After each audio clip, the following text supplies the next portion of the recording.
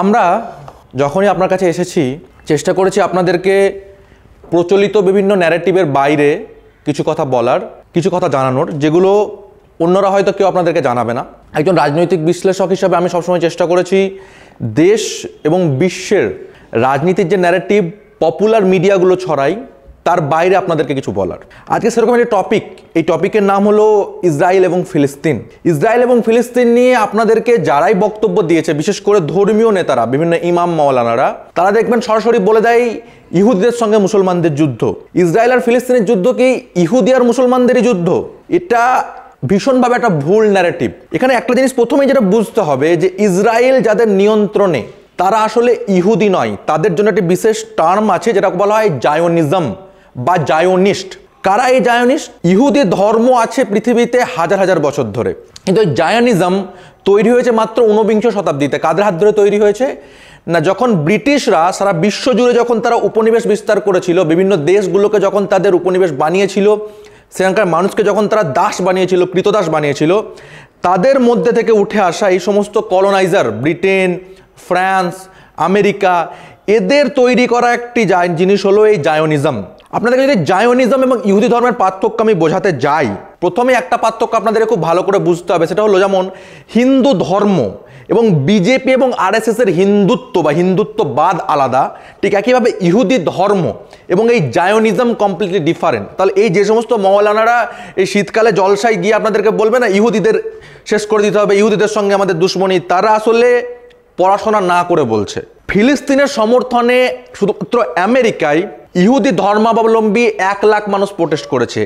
London এবং ইউকেতে রোজ যে ফিলিস্তিনের সমর্থনে মিটিং মিছিল হচ্ছে, সেখানে ইহুদি ধর্মাবলম্বী মানুষের সংখ্যা প্রচুর। এই ইহুদিদেরকে কি বলা হয়? অর্থোডক্স ইহুদি। অর্থোডক্স ইহুদি এবং জায়োনিস্টদের পার্থক্য কি? অর্থোডক্স ইহুদিরা হলো ধার্মিক ইহুদি, আর জায়োনিস্টরা হলো এক প্রকারের টেররিস্ট বা জঙ্গি। এই পার্থক্যটা প্রথমে আপনাকে বুঝতে হবে। এই পার্থক্যটা খুব কমজন আপনাদেরকে বলবে, এবং যারাই এই ইসরায়েল এবং ফিলিস্তিনের ডিসকাশন করছে তারা হয়তো কেউই বলবে না।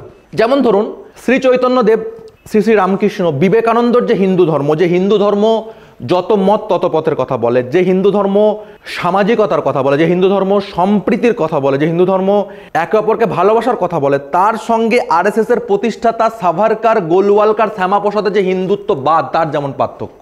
একদিকে রামকৃষ্ণ যেমন যত মত তত পথের কথা বলছেন, সেদিকে সাভারকার তেমনি তিনি কি বলছেন যে মুসলমানদেরকে দেশ থেকে শেষ করে দিতে হবে। গোলওয়ালকার তার বাঞ্চ অফ থটসে কি লিখছেন? মুসলিম মেয়েদেরকে ধর্ষণ করাটাকে রাজনৈতিকভাবে ব্যবহার করতে হবে। তাহলে হিন্দু ধর্ম এবং হিন্দুত্ববাদ যেমন আলাদা, তেমনি ইহুদি ধর্ম এবং জায়োনিজম আলাদা।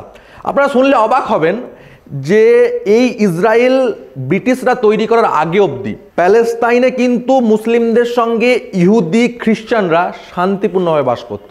সেই হজরত উমর, খলিফা উমর যখন থেকে প্যালেস্তাইন দখল করেছেন, তারপর থেকে এতদিন অবধি অটোমান খিলাফত অবধি সেখানে শান্তিপূর্ণভাবে বসবাস করছিল।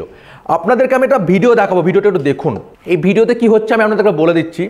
ভিডিওতে প্যালেস্তাইনে থাকা সবচেয়ে বড় চার্চের যে পোপ বা যে ধর্মগুরু, তিনি একজন প্যালেস্তিনের বা ফিলিস্তিনের মুসলমানকে বলছেন, যদি সমস্ত মুসলিমরা ফিলিস্তিনে মারা যায়, যদি তখন সৃষ্টিকর্তা আমাকে বাঁচিয়ে রাখে, ফিলিস্তিনের সমস্ত মসজিদে গিয়ে আমি আজান দেব, তোমরা ভয় পেও না। তাহলে এটা ছিল ফিলিস্তিনের মুসলিম, খ্রিস্টান এবং ইহুদিদের মধ্যেকার একটা শান্তিপূর্ণ সহাবস্থান।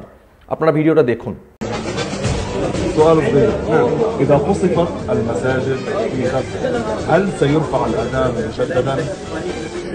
عندما تقصف المساجد ولا يكون هناك مؤذن في غزة وأنا حاضر في غزة سأرفع الأذان في الوقت المناسب عن إخوتي المسلمين। তাহলে ভিডিও থেকে আপনারা কি বুঝতে পারলেন যে ফিলিস্তিনের লড়াইটা শুধুমাত্র ফিলিস্তিনের মুসলমানরা লড়ছে না। ফিলিস্তিনে এখনো অবধি ইসরায়েলের জঙ্গি হামলায় প্রায় 18 থেকে 20 হাজারের কাছাকাছি ফিলিস্তিনের নিরীহ মুসলিম যেমন মারা গেছে, তেমনি প্রায় 1000-এর কাছাকাছি ফিলিস্তিনের খ্রিস্টান মারা গেছে। বহু অর্থোডক্স ইহুদি, যারা ধার্মিক ইহুদি, তাদেরকে ইসরায়েল সরকার গ্রেপ্তার করেছে, কারণ তারা ফিলিস্তিনের সমর্থনে। আমেরিকার কংগ্রেসের সামনে দাঁড়িয়ে বহু ইহুদি প্রোটেস্ট করেছে ফিলিস্তিনের সমর্থনে, তাদেরকে গ্রেপ্তার করা হয়েছে। আপনারা জানেন না হয়তো, ফিলিস্তিনে যেমন মুসলমানদের মসজিদ ধ্বংস করেছে ইসরায়েল বোমা বর্ষণ করে, তেমনি পৃথিবীর তৃতীয় সবচেয়ে পুরনো চার্চ যেটা ফিলিস্তিনে ছিল, সেই ফিলিস্তিনের চার্চকেও তারা ধ্বংস করেছে। ওই চার্চের ভিতরে খ্রিস্টান সহ ফিলিস্তিনের মুসলিমরা আশ্রয় নিয়েছিল, তারা উপর থেকে বম্বিং করে সেই চার্চটাকে অব্দি ধ্বংস করেছে। তাহলে যারা শুধুমাত্র আপনাকে এটা দেখাতে চায় যে এটা ইহুদি এবং মুসলমানদের লড়াই, তাদের কাছে তথ্য নেই বা তারা আপনাদেরকে গুমরাহ করছে। এখান থেকে বেরিয়ে আসুন। এই লড়াই অবশ্যই ফিলিস্তিনের স্বাধীনতার লড়াই, এই লড়াই অবশ্যই আল আকসার লড়াই। তার সাথে সাথে এই লড়াই কিন্তু খ্রিস্টানদেরও লড়াই, ফিলিস্তিনের এই লড়াই কিন্তু ফিলিস্তিনের ইহুদি ধর্মাবলম্বীদেরও লড়াই।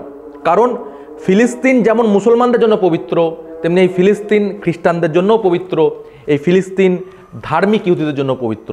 তাই ইহুদি এবং জায়োনিজমের পার্থক্য আপনাকে বুঝতে হবে। একটা হলো ধর্ম বা রিলিজিয়ান বা মাঝহাব, আর একটা হলো টেররিজম বা একটা টেররিস্ট আইডিওলজি।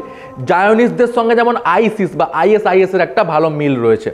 বর্তমানে যারা ইসরায়েল দেশের শাসক তারা হলো এই জায়োনিস্ট, এই জায়োনিস্টদের হাতেই আইসিস ক্রিয়েশন।